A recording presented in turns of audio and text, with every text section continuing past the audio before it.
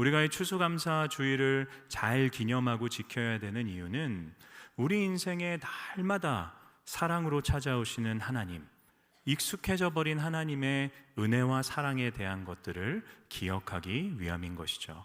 그래서 오늘은 이 추수감사주의를 잘 기념하기 위해서 저희가 계속해서 살펴보던 빌립보서 대신에 이 감사에 대한 내용을 성도님들과 함께 좀 살펴보고자 합니다. 오늘 말씀을 통해 하나님께서 우리에게 깨닫게 하시고요, 또 느끼게 하시고 깨닫고 느낀 것들을 삶에서 실천할 수 있는 결단도 주시기를 주님의 이름으로 축원합니다.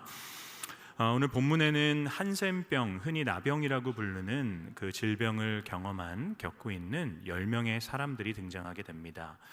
여러분이 한센병은요, 제가 찾아보니까 이 한센균 또는 나균이라고 하는 것이 이 인간의 말초 신경에까지 침투하게 되는 질병이라고 해요. 그러면서 어떤 결과가 일어나게 되냐면 몸의 감각이 사라지게 됩니다. 고통을 더 이상 느끼지 못하는 거죠. 그래서 어디에 부딪히면 아파야지 이거를 빨리 빼게 되는데 부딪혀도 아픔이 없는 거예요. 감각이 없습니다. 그래서 몸을 긁어도 감각이 없기 때문에 얼마나 세게 긁는지도 모르고요. 또한 연약해진 피부 가운데서 그래서 손가락과 발가락 또는 신체의 여러 부분들이 이렇게 훼손되어지는 참 절망을 주는 질병이다라고 할 수가 있습니다. 여러분, 지금 시대에도 한센병에 걸리게 되면 참으로 큰 절망이 찾아올 터인데 그 당시에는 훨씬 더 심했습니다. 그 당시에 한 사람이 이렇게 한센병이라고 하는 진단을 제사장으로부터 받게 되면 행해야 되는 모습들이 있었어요. 레위기 13장 45절에서 46절 말씀인데요, 함께 읽어보겠습니다. 나병 환자는 옷을 찢고 머리를 풀며 윗입술을 가리고 외치기를 부정하다 부정하다 할 것이요 병이 있는 날 동안은 늘 부정할 것이라. 그가 부정한즉 혼자 살되 진영 밖에서 살지니라. 여러분, 이 사람들이 무엇을 해야 됐나요? 옷을 찢고 머리를 풀어야 됐어요. 유대인들이 자신의 옷을 찢고 머리를 푼다는 것은 누군가의 죽음과 같은 정말 극심한 슬픔 앞에서 보이는 행동이었습니다. 이 사람들이 자신의 몸에 나병이 발생했다라는 것을 깨닫고 난 후에는 이제 그런 죽음과 같은 슬픔을 나는 경험하는 사람입니다 라는 것을 사람들에게 표현하고 드러내야만 했어요. 그러면서 윗입술을 가리면서 이렇게 외쳐야 됩니다. 나는 부정하다, 나는 부정한 사람입니다. 크게 외쳐야 돼요. 사람이 내게 다가오잖아요. 그러면 그 사람에게 나는 부정한 사람입니다, 나를 피해 가십시오, 내게 가까이 오지 마십시오. 집 밖으로 나가야 됐어요. 동네와 가족들을 떠나야 됐습니다. 그리고 아무도 없는 곳에 가서 병이 다 나을 때까지 혼자 살아야만 됐어요. 한센병에 걸린다는 것은 사람들로부터 또 이 사회로부터 철저하게 격리되어서 홀로 외롭게 살아가야 된다는 것을 의미하는 것입니다. 여러분, 이거 너무 힘들지 않았을까요? 육신의 질병이 찾아오게 되면 가장 먼저 꺾이는 것이 어디입니까? 마음이죠. 마음이 가장 먼저 꺾이게 돼요. 그 질병이 주는 어려움과 눈물, 그 절망의 순간들 때문에 우리의 마음이 꺾입니다. 그런데 그 꺾인 마음을 위로해주고 격려해주는 사람들이 내 옆에 나를 사랑하는 사람들이죠. 그들 때문에 힘을 얻는 것입니다. 그런데 그 사람들로부터 철저히 외면당해야 돼요. 한센병에 걸리기 전날까지는 가족과 함께 행복하게 살았는데 한센병에 걸리는 순간부터 가족들로부터 격리되는 것입니다. 살아있어요. 분명히 언제든지 만날 수 있지만 만날 수 없는 마치 죽어버린 사람 취급을 받으며 살아가게 되는 것. 그렇게 외롭게 홀로 격리되어서 치료 방법도 없는 그 절망 속에서 하루하루 죽어가는 자로 사는 것. 여러분, 그게 한센병 걸린 사람들의 삶이었습니다. 본문에 등장하는 10명의 사람들도 그래서 짙은 절망 속에 살아가고 있었을 거예요. 여러분, 그들의 귀에 예수님에 대한 소문이 들립니다. 그 소문이 어떤 것이었을까요? 예수님은 풍랑을 꾸짖어서 잠재우시는 분이라는 거죠. 물고기 2마리, 보리떡 5개로 5,000명이 넘는 사람을 먹이시고요, 누구도 고칠 수 없는 다양한 질병들을 고쳐주시는 분이시고요, 죽은 자를 살려주시고 무엇보다 자신들과 같은 한센병 걸린 사람들을 치료해 주시는 분이시다라는 소식을 듣게 돼요. 여러분이 한센병에 걸린 사람들이었다면 어떠셨겠습니까? 그 소문을 들으면서 마음이 뛰었을 거예요. 어쩌면 나도 저분을 만나기만 한다면, 저분이 내 인생에 찾아와 주시기만 한다면 어쩌면 나의 이 저주받은 질병도 회복될 수 있지 않을까, 마음이 뛰었을 겁니다. 근데 자신들이 그렇게 고립되어서 살아가고 있는 그곳으로, 그 마을 근처로 예수님이 지나가신다는 소식을 듣게 돼요. 그래서 여러분이 10명의 사람들이 용기를 냅니다. 나는 부정하다라고 하면서 피해서 살아야 되는 자들이었는데 사람들이 살고 있는 마을로 들어가게 돼요. 목숨을 건 것입니다. 마지막 소망을 예수님께 두고 예수님을 찾아간 거예요. 근데 차마 저 멀리서 예수님이 보이는데 사람들에게 둘러싸여 계시기 때문에 예수님께 가까이 갈 수는 없었어요. 그래서 12절 말씀을 보게 되면 그들은 멀리 서 있습니다. 예수님을 바라보지만 예수님으로부터 멀리 떨어져서 13절을 보게 되면 큰 소리로 이렇게 외치게 됩니다. 우리 13절 말씀을 읽어보겠습니다. 소리를 높여 이르되 예수 선생님이여 우리를 불쌍히 여기소서 하거늘. 여러분, 그들이 뭐라고 외치나요? 예수 선생님이여 우리를 불쌍히 여겨주십시오. 여러분, 이거 조금 이상한 말 아닙니까? 멀리 떨어져 있어요. 예수님 처음 보는 겁니다. 그럼 뭘 얘기해야 됩니까? 예수님, 우리는 나병 걸린 환자들입니다. 절망 가운데 있습니다. 우리의 병을 좀 해결해 주실 수 있으십니까? 물어야 되는 거죠. 근데 여러분, 이들은요, 예수 선생님이여 우리를 불쌍히 여겨주십시오 라고 고백합니다. 이게 무엇입니까? 믿음을 고백하는 거예요. 이들에게 무슨 믿음이 있었던 겁니까? 내가 얘기하지 않아도 예수님께서는 이미 내가 어떤 어려움 가운데 있는지를 알고 계시고 그분이 나를 불쌍히 여겨주시기만 한다면 나의 모든 문제를 해결하실 수 있는 분이시다라는 믿음을 그들이 고백한 것이죠. 그래서 얘기하는 거예요. 불쌍히만 여겨주십시오. 하나님이 나를 불쌍히만 여겨주시면 나의 모든 문제가 해결될 수 있을 줄을 믿습니다. 여러분, 그들이 이렇게 큰 소리로 외치니까 예수님이 그들을 바라보세요. 소리를 들으십니다. 그리고 14절에서 이렇게 말씀하십니다. 14절 말씀 읽어보겠습니다. 보시고 이르시되 가서 제사장들에게 너희 몸을 보이라. 뭐라고 하시나요? 가서 제사장들에게 너희의 몸을 보이라 말씀하세요. 이게 무엇을 의미하는 걸까요? 여러분, 단지 한센병 걸린 분들이 기적처럼 그 병이 낫게 되면요, 일상생활로 돌아가기 위해서 반드시 거쳐야 되는 두 가지의 절차가 있었어요. 첫 번째는 제사장에게 가서 자신의 몸을 보이면서 이제 나의 모든 한센병이 완치됐습니다 라는 것을 결과를 진단받아야 돼요. 또 한 가지는 더럽혀졌던 나의 몸을 깨끗하게 하기 위한 정결 예식, 정결 제사를 드려야만 됐습니다. 이 두 가지의 절차를 거치고 나면요, 그 사람은 이제 한센병으로부터 치유받은 부정하지 않은 자다라는 인정을 받고 다시금 가족들에게 돌아가서 일상의 삶을 살아갈 수 있었어요. 근데 예수님이 지금 그들에게 가서 제사장들에게 너의 몸을 보이라라고 말씀하시는 것은 너의 믿음대로 너가 치료받을 것이니 이제 가서 새로운 인생을 살아라라는 것을 선언하시는 겁니다. 근데 여러분, 그들의 몸은 여전히 그대로였어요. 예수님이 그들을 치료하시고요, 이제 가서 새 인생을 살아라라고 하지 않으세요. 몸은 그대로입니다. 그런데 가라는 것이죠. 뭘 요구하시는 겁니까? 너가 정말 나를 믿는다면 너의 믿음의 반응을 내게 보여라 말씀하시는 거죠. 그들은 믿음의 반응을 보여요. 10명의 사람들이 여전히 몸은 그대로이지만 제사장을 찾아 나서는 길 위에 가게 됩니다. 그리고 14절 마지막을 보게 되면 그들이 길을 가다가 깨끗함을 받게 됩니다. 여러분, 한번 생각해 보세요. 제가 앞에서 구체적으로 이들의 인생이 어떨지에 대해서 설명드렸습니다. 절망과 짙은 괴로움 속에 살다가 아무런 희망도 없었는데 예수 그리스도 그분의 은혜로 통해서 자신의 몸이 나아지는 겁니다. 감각이 돌아오는 거예요. 피와 고름으로 뒤덮였던 자신의 살이, 새로운 살이 돋아나기 시작하는 겁니다. 고통이 느껴지기 시작해요. 여러분, 이들이 얼마나 기뻤을까요? 말로 형언할 수 없는 너무나도 큰 기쁨이 그들의 인생에 찾아왔을 겁니다. 한센병에 걸린 그 순간부터 이들이 꿈꿔왔던 일들이 자신의 인생에 펼쳐지고 있는 겁니다.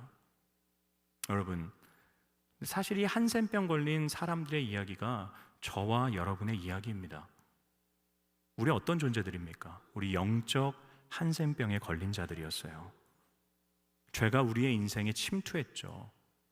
그 결과 여러분, 우리의 모든 영적인 감각들이 무감각해졌어요.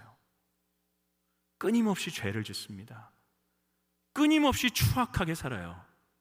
그래서 나에게 이익만 된다면, 나를 사랑하는 일이라면 다 괜찮다라고 하면서 우리는 멸망받고 저주받을 인생이었는데 그걸 깨닫지도 못한 채로 그냥 사는 인생을 삽니다. 그러다 예수 그리스도를 우리가 알게 돼요.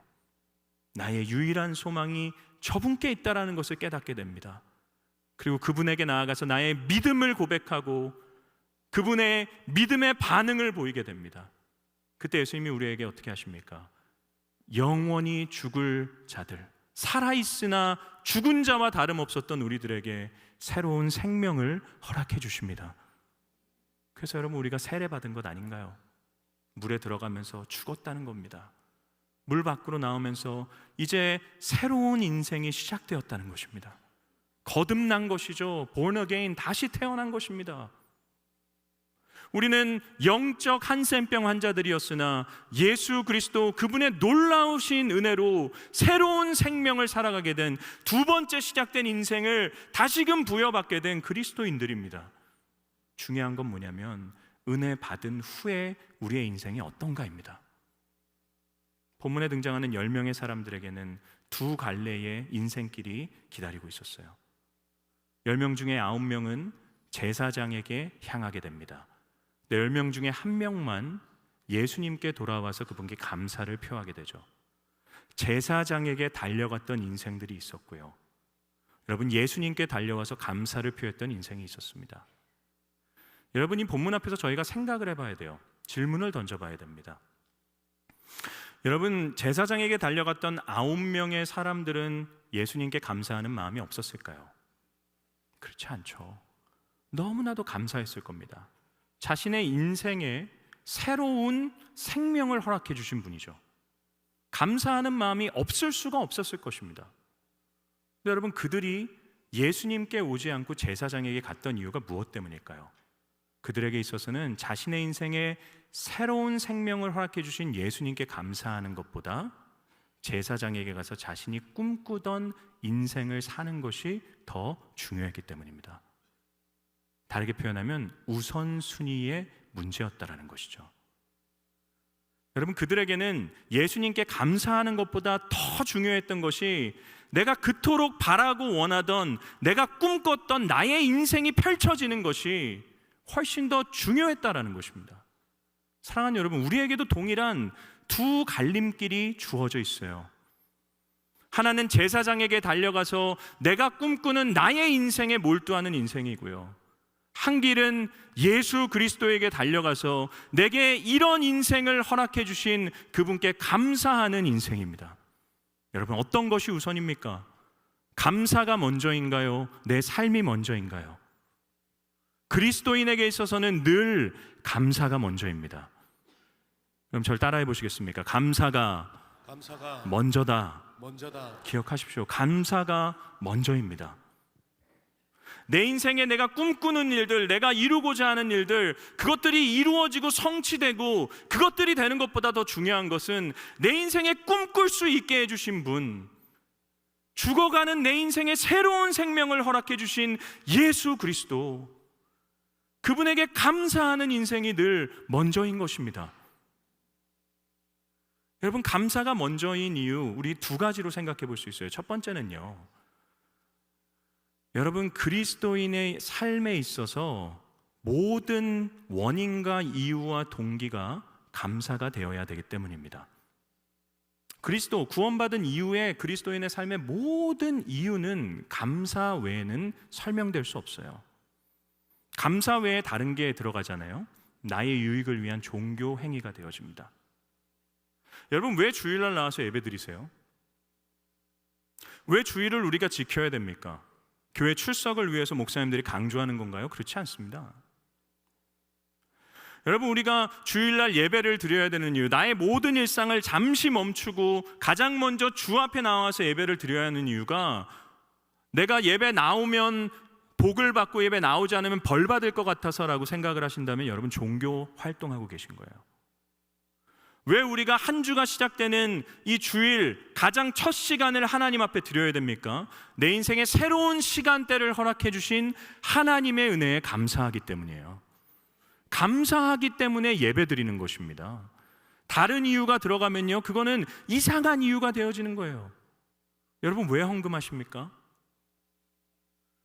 여러분, 헌금하는 이유가 내가 헌금 안 하면 벌 받을 것 같고, 헌금하면 축복받을 것 같고, 내가 많은 돈 헌금하면 더 축복받을 것 같아서 헌금하신다면 여러분 종교생이하고 계신 거예요. 우리가 헌금하는 이유는 한 가지입니다. 이제 내 인생이 새롭게 시작되었어요. 죽어가던 나, 그런데 내 인생에 새로운 인생을 하나님이 허락해 주셨습니다. 그러면 시작된 나의 모든 인생은 하나님의 것이에요. 주님의 것입니다. 다 주님의 은혜로 내게 허락해 주신 거예요. 그걸 믿기 때문에 헌금하는 것입니다. 여러분, 왜 봉사하세요? 사람들에게 인정받기 위해서? 교회에서 어떤 중직을 하기 위해서? 종교 활동하고 계신 거예요. 봉사하는 이유는 한 가지입니다. 내게 베풀어 주신 은혜, 나로 하여금 그리스도의 몸된 교회에 속할 수 있는 은혜에 감사하기 때문에. 목사가 다른 이유 때문에 목회하기 시작하면 망하는 거예요. 여러분도 마찬가지예요. 다른 이유 때문에 교회 생활하기 시작하면 망하는 겁니다. 여러분, 제가 봉사자들을 위해서 매주 기도하는데 늘 하는 기도가 있어요. 하나님, 억지와 최선으로 하지 않게 해주세요. 어쩔 수 없어서 사람의 시선 때문에, 다른 이유들 때문에 억지로 하는 게 아니라, 또한 최선으로 감당하는 게 아니라 은혜로 감당하게 해주세요. 봉사자들이 예배의 자리에 나와서 은혜 받고 그 은혜 때문에 감사해서 봉사할 수 있게 해주세요. 여러분의 인생을 왜 그렇게 노력하며 살아가십니까? 왜 살아가십니까? 나의 유익과 나의 만족과 나의 즐거움을 위해서가 아니에요. 하나님께 감사하기 때문입니다. 감사가 먼저입니다. 감사 이후에 예배도 있고요, 헌금도 있고, 봉사도 있고, 나의 삶도 있는 것입니다. 순서가 바뀌게 되면요, 그리스도인의 삶은 이상한 이유가 되어집니다. 사랑하는 성도 여러분, 무엇 때문에 여러분 살아가고 계십니까? 예수 그리스도, 그분으로 받은 은혜에 대한 감사가 저와 여러분의 인생의 유일한 동기가 될 수 있기를 주님의 이름으로 축원합니다. 왜 감사가 먼저입니까? 우리 인생의 동기가 감사여야 되기 때문에. 또 한 가지는 뭔지 아세요?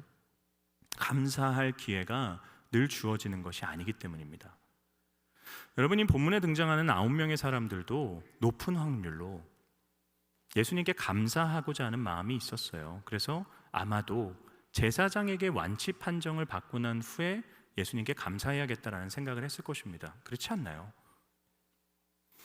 근데 여러분, 이들이 완치 판정을 받기 위해서는 제가 무엇을 해야 된다고 말씀드렸나요? 제사장에게 가서 몸을 깨끗해졌음을 진단받아야 돼요. 이들이 있던 곳에서 예루살렘까지는 며칠이 걸리는 거리였습니다. 가서 성전에 들어가서 기다려서 제사장을 만나고 진단을 받는 시간은 오랜 시간이 걸렸을 거예요. 거기다 정결 예식은 7일이 넘게 걸리는 예식이었습니다. 많은 시간이 필요했어요. 근데 그들이 그 모든 예식을 끝나고 난 뒤에 예수님을 찾아 나섰을 때 그들은 예수님을 만날 수 없었을 것입니다. 왜냐하면 예수님은 이들을 치료하시고 난 다음에 예루살렘 성전으로 들어가세요. 그리고 한 주 후에 십자가에 달려 죽으십니다. 감사를 표현하고 싶었을 거예요. 그런데 감사할 수 있는 기회를 그들은 놓쳐버린 것이죠. 사랑하는 여러분, 왜 감사가 먼저입니까? 왜 오늘 우리가 감사해야 됩니까? 감사할 수 있는 기회는 영원히 주어지는 것이 아니기 때문입니다. 인간이 영원히 살아갈 수 있다라고 생각하는 것이야말로 가장 크게 착각하는 일이죠. 추수감사주일 여러분이 하나님의 은혜에 감사한다면 그 하나님의 은혜에 감사하는 것으로 인해서 여러분의 인생에 감사해야 되는 사람들에게 감사를 표할 수 있어야 됩니다. 여러분을 여러분으로 존재하게 하신 부모님께 감사를 표할 수 있어야 돼요. 여러분의 배우자에게 감사를 표할 수 있어야 됩니다. 여러분의 자녀들에게 감사를 표할 수 있어야 돼요. 믿음의 형제 자매들에게 감사를 표할 수 있어야 됩니다. 오늘 해야 되는 것입니다. 저도 감사를 표하려고요. 여러분 2년 동안 사랑으로 대해주셔서 감사드립니다. 그래서 제가 대구에서 잘 있는 것 같아요. 감사합니다. 어디 떠날 건 아니에요. 걱정하지 마세요. 여러분, 감사는 오늘 해야 되는 거예요. 하나님께 하는 감사도 마찬가지입니다. 추수감사주일이에요. 오늘 감사해야 됩니다. 돌아보면 감사하지 못할 일들 되게 많으실 수 있어요. 그런데 오늘 복음을 들었기에, 오늘 새로운 인생이 시작됐다는 것을 또 깨달았기에 오늘 감사하는 것입니다. 불평할 수 있는 수많은 이유들이 있음에도 그 사실 하나로 감사를 선택하는 것입니다. 오늘 감사하십시오. 감사가 늘 먼저입니다. 여러분, 우리가 감사할 때 어떤 일이 생기게 됩니까? 15절 말씀 한번 읽어볼까요? 15절입니다. 시작. 그 중에 한 사람이 자기가 낳은 것을 보고 큰 소리로 하나님께 영광을 돌리며 돌아와. 여러분, 이 사람은요, 자기가 낳은 것을 깨닫게 되고 그 순간부터 예수님 발 앞에 엎드리는 순간까지 하나님께 영광을 돌렸다고 합니다. 이 영광을 돌리면은 현재 진행형이에요. 그의 행동이 계속해서 이어졌다는 거죠. 내 몸이 나았어요. 그걸 깨닫자마자 하나님께 영광을 올려드리는 거예요. 고래고래 큰 소리를 외치면서 모든 사람들에다 들을 수 있도록 예수님께 나아가는 겁니다. 그리고 예수님 발 앞에 엎드릴 때까지 그는 하나님께 영광을 돌리는 인생을 삽니다. 어떤 일이 있었을까요? 사람들이 그의 고백을 들으며 저 한센병자가 고침받은 것을 보며 예수님의 하나님 되심을 인정했을 것입니다. 여러분, 우리가 하나님께 드리는 감사는 예수님의 하나님 되심을 드러내는 가장 좋은 도구가 되어집니다. 내가 예수 그리스도를 믿는 믿음으로 새로운 생명을 얻었다면 우리 외쳐야 돼요. 큰 소리로 나를 구원하신 그리스도의 은혜를 외쳐야만 합니다. 외치는 게 우리 인생의 본분이에요. 잠잠할 수 없습니다. 여러분, 가정에서 외치셔야 돼요. 자녀들에게 여러분이 할 수 있는 최고의 신앙교육은 내가 받은 구원에 대한 감사를 외치는 모습을 보여주는 겁니다. 여러분이 자녀들에게 할 수 있는 최고의 신앙교육이 교회 데리고 오시는 게 아니에요. 주일 학교 아닙니다. 주일 예배 드리는 거죠, 아이들. 여러분이 가정에서 가르치셔야 돼요. 어떻게 가르칠 수 있습니까? 부모가 구원으로 인해 감사하는 모습을 끊임없이 보여주는 겁니다. 야, 우리 아빠는, 우리 엄마는 예수 그리스도를 믿는 저 구원을, 저 믿음을 그렇게 소중하게 여기는구나. 인생에 절망이 있을 수 있어요. 괴로움이 있을 수 있어요. 그런데 자녀들 앞에서 그럼에도 구원으로 인해 감사하는 모습을 보여주는 것, 여러분, 그게 최고의 신앙교육이 될 줄을 믿습니다. 여러분, 교회에서 외치셔야 돼요. 구원에 대한 감사를 서로 외치는 겁니다. 다른 것 외치지 마세요. 다른 것 외치면요, 상처받습니다. 하나님 내게 주신 좋은 것들 가지고 끊임없이 이게 은혜다 마지막에 하나 탁 포장하면서 자랑 다 하잖아요. 상처받아요. 구원에 대한 감사를 우리는 외칠 수 있어야 됩니다. 서로가 서로에게 나를 구원하신 예수 그리스도, 그분에 대한 이 은혜와 사랑이 얼마나 감사한지, 이곳에서만이 아니죠. 우리가 살아가는 일상의 삶 가운데서, 내가 다니는 직장에서, 내가 만나는 사람들에게 그리스도 예수의 구원의 그 은혜를, 감사를 표현할 수 있어야 됩니다. 여러분, 입에서 무슨 감사가 나오고 있습니까? 하나님이 내게 허락하신 다른 것에 대한 감사가 나오면요, 그거 사라질 때 우리 감사할 수 없습니다.